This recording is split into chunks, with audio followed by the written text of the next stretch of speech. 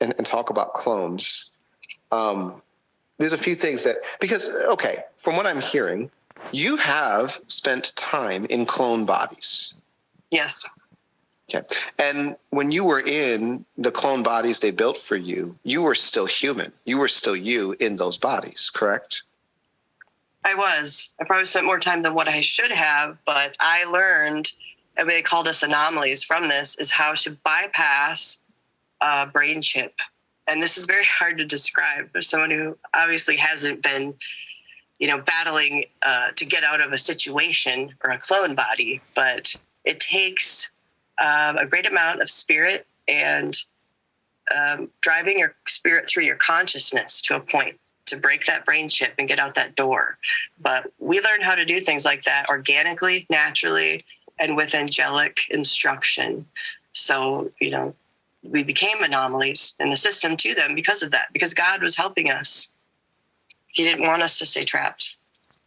Because I train coaches to do this work, right? And part of the whole deal is you have to understand who you're serving. And this is going to sound so strange for some people, but when I train my coaches, I tell them, look, you will sit in front of clones, and the people that are in these clone bodies won't necessarily know they are in a clone body, but some might. And when you sit in front of a clone, you treat that ministry session similarly as you would if it was not. And the reason why is because you're dealing with humanity. Yes. And I never thought like 10 years ago I'd be instructing people on the ethics of ministering to a clone body. But here we are, and you're helping me to explain that to other people. So thank you, Jerusah. But there was no phone book back then where you could look up deliverance from cloning center. No. There still isn't. No. Okay. So I want to come back. So we're talking about quantum access programs and kind of mapping this whole podcast to that as much as possible. I don't know if we're doing a good job or not, but it's fascinating. So spend a little bit more time. You said the word hydra. Now, most of us, at least me, right? The only hydra organization that I know exists in Marvel comic books. Mm-hmm. And so when you say that, it's like, oh, okay. What? Is there a real hydra? And why don't you go ahead and also talk about Long Island and Plum Island? Well, with the hydra, that's just something that we nicknamed it too, because we've had so many interfaces with the octopus entities and the way that it branched off and those programs from Montauk. It definitely was a hydra, and it was water sea based, and all the research that got the continuation from that. And plus, even when I was young, I would sit in the Mormon churches and I would see the Mormo, it's called Mormo, I think, the octopus float over people's heads. And I've seen that entity, that octopus entity. My brother actually got infected by one in his spine, and it was kind of like jellyfish would float around, and then he needed glasses and couldn't see right after that. So I've interfaced with that octopus entity a lot, and in cloning centers, they had them there too. And also Quetzalcoatl was at Long Island as well. So they had very ancient things that they called there. And the hardest thing to deal with there, I mean, we could deal with the projects, we could deal with the computers and, events and other things. But for me, the hardest thing to deal with at Long Island was the Black Thule Society and the Black Sun programming that came there. After that, they had druids there. They had the world's highest sorcerers there who were literally fighting children.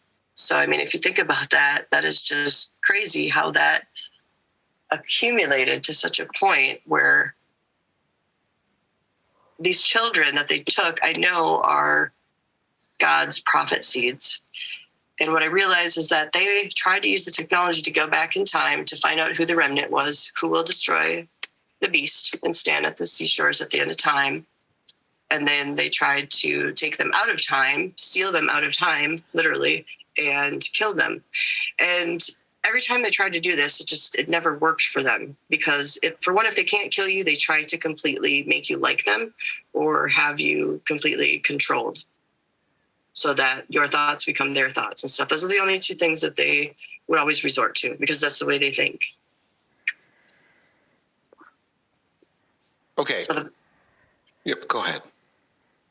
The Black Thule Society was doing horrible things there and rituals. And then they had a green building there where Aquino and some others were also brainwashing the children. And I talked about this on Mastering Montauk with Jerusah.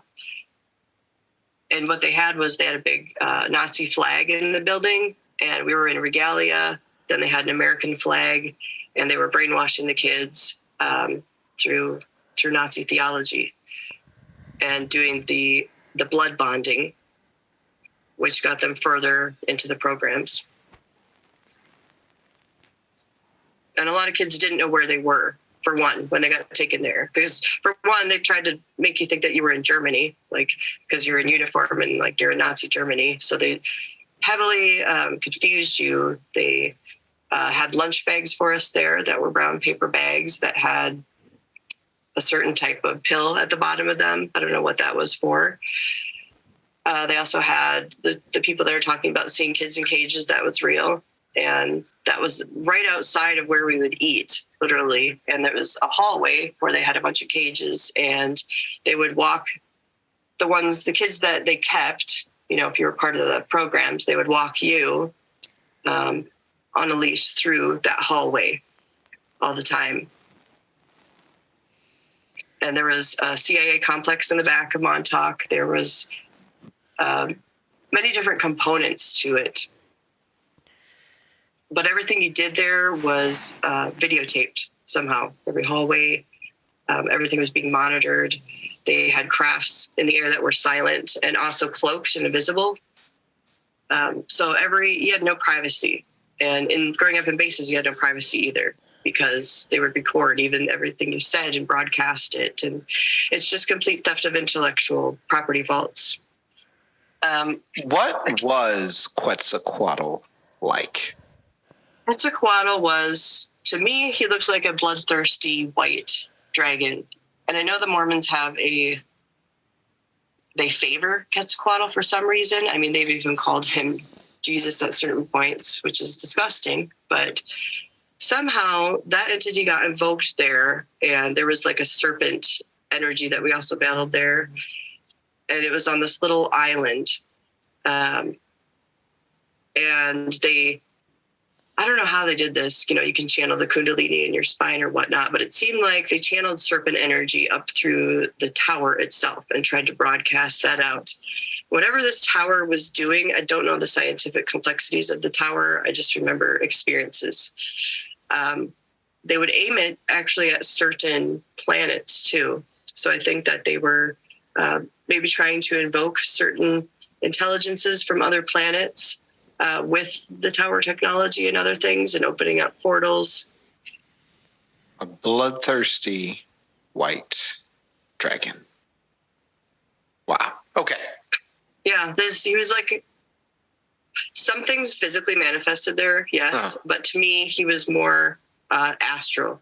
Mm-hmm, mm-hmm. The reptilians physically manifested. And again, I don't know how they use this technology, but what I would see when a reptilian would manifest is a green light that would open up as an aperture, like a little swirling dot in the sky. And you could hear it, and I think it's DNA activated by sound and frequency. So the green light would come through, and then those beings would come through. And they also had technology to create a dome over an area. Say if you were going to fight with these things, that would blanket it. Soundproof type of barrier, so like nobody knew what was going on there because they couldn't hear it, for one, and maybe they couldn't see it. Now, you also mentioned